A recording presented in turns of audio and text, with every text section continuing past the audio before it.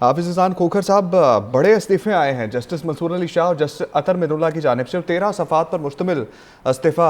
दिया गया है मंसूर अली शाह साहब की जानिब से। बिस्मिल्लाहिर्रहमानिर्रहीम। ये सारे उस प्रोसेस की कंटिन्यूटी है कि जब पहली दफा पाकिस्तान की पार्लियामेंट ने 18th अमेंडमेंट के अंदर कॉन्स्टिट्यूशनल कोर्ट पे कंप्रोमाइज किया, और उसकी बुनियादी वजह ये थी कि पाकिस्तान के उस दौर के चीफ जस्टिस जो थे, जो एक हॉकिश मोड के अंदर थे, उसके आगे पाकिस्तान की पार्लियामेंट ने सरेंडर किया। और उसका रिजल्ट ये निकला कि जो एक माइनर अमेंडमेंट थी जो आर्टिकल 175A के अंदर लाई गई, उसको भी बाय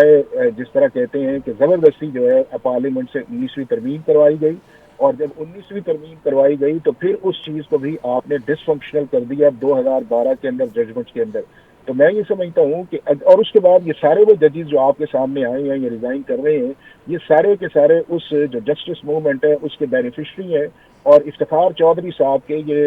एक हैंड पिक्ड है कि जिन्होंने सारे सिस्टम के अंदर अपनी अथॉरिटी मनवा के उन्हें किया जी। अब ये है कि अगर मैं समझता हूँ कि कॉन्स्टिट्यूशनल कोर्ट जब चार्टर ऑफ डेमोक्रेसी के अंदर थी या दुनिया के 80 ममालिक के अंदर चल रही थी, और कॉन्स्टिट्यूशनल जुरिस्डिक्शन और रेगुलर जुरिस्डिक्शन जो थी उसको सेपरेट कर दिया गया था, तो बेहतर यही था कि चले जाते ना। उससे होना था कि पाकिस्तान के प्राइम मिनिस्टर ने घर जाना था, ना उसके अंदर आपको आर्टिकल 62(1)(f) या 63A जैसे फैसले नजर आने थे, ना उसके अंदर जो है आपको ये मिलिट्री कोर्ट्स और नैब रिजर्व वाली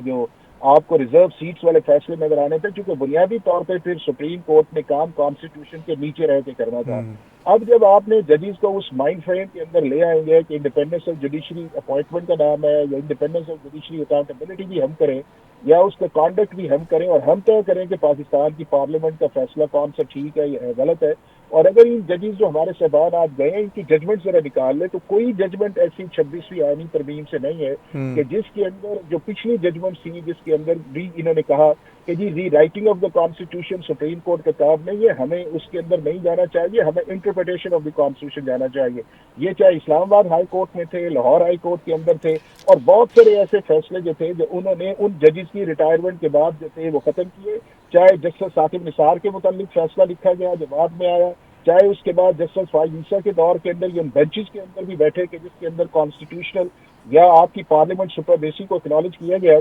तो जब ये 26वीं तरमीम का मामला आया तो मैं ये समझता हूँ कि पाकिस्तान की पार्लियामेंट ने फिर एक ब्लंडर किया, और वहां के ऊपर फिर एक अपीजमेंट की तरफ आप गए, और जाके जो है आपने जो है स्पेस दी, और उस स्पेस का नतीजा ये निकला कि ना उस कॉन्स्टिट्यूशनल बेंच को माना गया जो पहले ही चल नहीं सकता था, और उसके अंदर फिर एक सुप्रीम कोर्ट के अंदर रिफ्ट आई, मेरा जज, आपका जज, उसका जज ये है। और वो सिलसिला इस लेवल के अंदर गया कि इन्होंने एक दूसरे के खिलाफ कंटेम्प्ट के नोटिस जारी किए और खुद ही सेल्फ इंटरप्रिटेशन कर दी। आर्टिकल 10 ये नहीं कहता कि आपने ड्यू प्रोसेस ऑफ लॉ करना है कि अगर आपके पास सामने फैसला आएगा तो आप करेंगे। आप किस तरह किसी एक केस के अंदर जाके ये फैसला करते हैं कि पाकिस्तान की पार्लियामेंट ये फैसला कर नहीं सकती, या उसने जो किया है वो एग्जेक्टिव इंटरफेरेंस है, ये सेपरेशन ऑफ जुडिशरी है। तो मैं ये समझता हूँ कि 2024 के अंदर इस तरह की अमेंडमेंट नहीं आनी चाहिए थी, और अगर आई थी तो उसी वक्त अगर कोई जज जो है, अगर वो जज चीफ जस्टिस नहीं बन सकता, तो उसको स्टैंड रिटायर्ड कर देना चाहिए था, ताकि सबकी जगह मैसेज ये जाता कि ये मुमकिन बिल्कुल ठीक है कि आपका जूनियर जब आपका चीफ जस्टिस लगे, क्योंकि हमने तो यहाँ पे प्लानिंग की हुई थी